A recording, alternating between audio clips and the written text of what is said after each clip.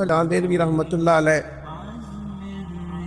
بڑا نام تھا، بادشاہ کا بیٹا عقیدت مند ہو گیا دلی میں، تو اس نے کہا حضرت سے کہ اپنے والد سے کہا کہ میں نے شہر کی دعوت کر دی۔ بادشاہ نے پیغام دیا تو حضرت فرمانے لگے آ تو جاؤں گا، پر میری شرط ہے۔ فقیر آدمی تھے، سادے بندے تھے، بالکل سادے کپڑے، کہنے لگے آ تو جاؤں گا تمہارے گھر کھانا کھانے، پر میری شرط یہ ہے کہ 3 تمہارے بیٹے ہیں، چوتھے تم کو دو، پالکی لے کے آؤ۔ اس میں دھندلے نہیں جایا کرتے تھے، 4 لوگ اٹھایا کرتے تھے، کب وہ لے کے آؤ مجھے میرے گھر سے اٹھا کے بادشاہ اور تینوں بیٹے اپنے کندھوں پہ رکھ کے پھر اپنے گھر لے کے جاؤ گے تو پھر آؤں گا۔ دیکھو کتنی تگڑی شرط ہے۔ بادشاہ تک پیغام پہنچا تو وہ بھی حیران ہو گیا کہ اس مزاج کا آدمی تو نہیں، لیکن اتنی سخت شرط رکھ دی کہ جناب کوئی آفیسر نہیں، وزیر نہیں، بڑے لوگ نہیں، بادشاہ خود 3 اس کے بیٹے وہ آئیں اور کندھوں پہ اٹھا کے لے جائیں۔ اس طرح کا مزاج تو نہیں ہے، درویش آدمی ہے، لیکن فرمایا لاؤ سب کو پھر جاؤں گا۔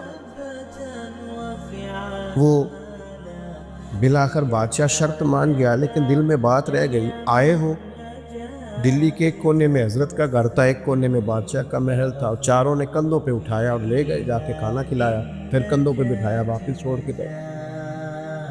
1-2 مہینے کے بعد خود ہی چھڑی پکڑی حضرت شیخ نے اور بادشاہ کے گھر چلے گئے۔ السلام علیکم،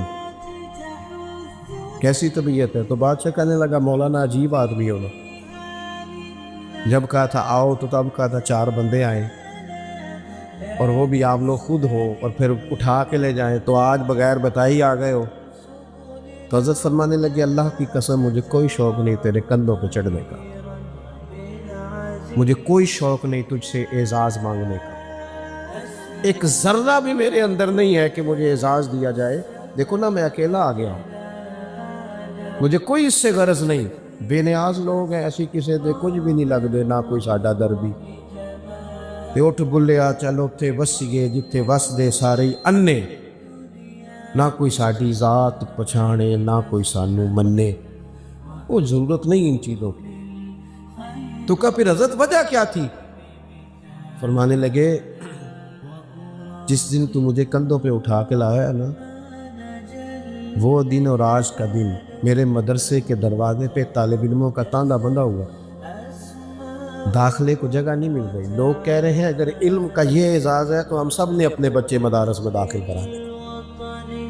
مجھے شوق نہیں تھا، لیکن تو دیکھ کس طرح لوگوں کی رغبت ہوئی ہے جب ہم تھوڑا سا نا سپورٹ کریں گے نا علم کو، جب تھوڑا سا سپورٹ کریں گے۔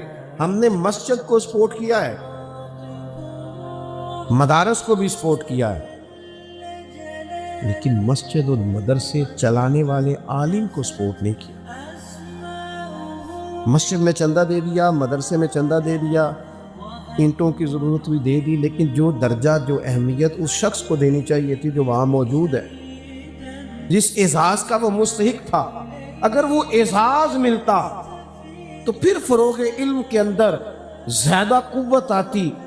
ایک تو یہ کہ قرآن مجید انمول ہے، ہمیں اس کو سمجھ لینا چاہیے، اور دوسرا یہ کہ جو اس کو پڑھانے والے ہیں، پڑھنے والے ہیں، ان کا جب اعزاز آج آپ دیکھ لیں،